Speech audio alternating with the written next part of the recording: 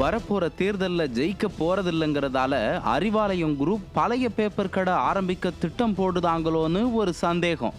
ஏன்னா ஸ்டாலின் சார் செய்யற வேலையெல்லாம் பார்த்தா அப்படித்தான் தெரியுது. உங்கள் தொகுதியில், உங்கள் ஊரில், உங்கள் தெருவில், உங்கள் தெரு முக்கில், உங்கள் வீட்டுக்கு மிக மிக அருகில்னு விதமா உருட்டிட்டு இருந்த உடன்பிறப்புகள் இப்ப ஸ்டாலின் அறிவிச்சிருக்கிற வீடு தேடி மனு வாங்குற திட்டத்தை பத்தி சிலாகிச்சு பேசிட்டு இருக்காங்க. கேட்டா அண்ணா மக்களை எல்லாம் தேடி செல்ல சொன்னாரு, செல்கிறோம்னு சொல்றாங்க. பேரறிஞர் அண்ணா ஆட்சியில இருந்தாலும் இல்லைன்னாலும் போக சொன்னார். திமுக அப்படியா இருக்கு? 4 வருஷமா மக்களை பத்தி கவலைப்படாம கமிஷன், கரப்ஷன், கலெக்ஷன் ஊழல் அரசை நடத்திட்டு இப்போ தேர்தல் வந்ததும் ஓட்டு பிச்சை எடுக்கிறாங்க. இதை கேட்டா திராவிட அரசியலின் தலைமகன் அண்ணாவை இழுத்து அசிங்கப்படுத்துறாங்க. சரி, அதெல்லாம் இருக்கட்டும். இப்ப 1 கோடி மனு வாங்க போறேன்னு கிளம்பி இருக்காரே ஸ்டாலின். இருக்கிறது 8 மாசம். இந்த 8 மாசத்துல 1 கோடி மனுவை படிக்க முடியுமா?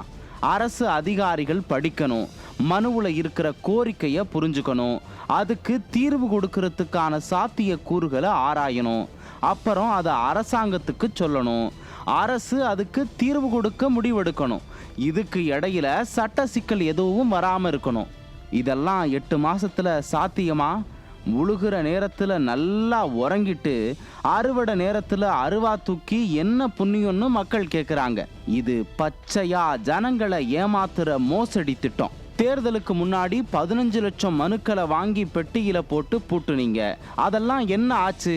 ஆட்சிக்கு வர்றதுக்காக 520 வாக்குறுதி கொடுத்தீங்க. அது என்ன ஆச்சு? ஆட்சிக்கு வந்ததும் முன்னாடியே சொன்ன மாதிரி உங்கள் தொகுதியில் உங்களுடன் மக்களுடன் பல பேர்ல மனு வாங்கினீங்க. அதெல்லாம் என்ன ஆச்சு? உங்களுக்கு மனு கொடுக்க பேப்பர் வாங்கின காசை ஃபிக்ஸ்டு டெபாசிட்ல போட்டிருந்தா வட்டி வாங்கி தின்னுருக்கலாம்னு மக்கள் புலம்புறாங்க. அவ்வளோ மனு கொடுத்தாச்சு, இன்னும் மனு கொடுன்னு வாங்கிட்டே இருக்கீங்களே. பழைய பேப்பர் கடை எதுவும் வைக்க போறீங்களா? அட நான் கேட்கல சார். முன்னாடியே சொன்ன மாதிரி ஜனங்க மத்தியில பெரிய சந்தேகம் இருக்கு.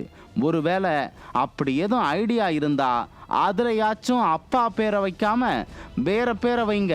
உங்களுக்கு ஓட்டு போட்டு தெருவுல நிக்கிற தமிழ்நாட்டு மக்களோட கடைசி கோரிக்கை இதுதான்.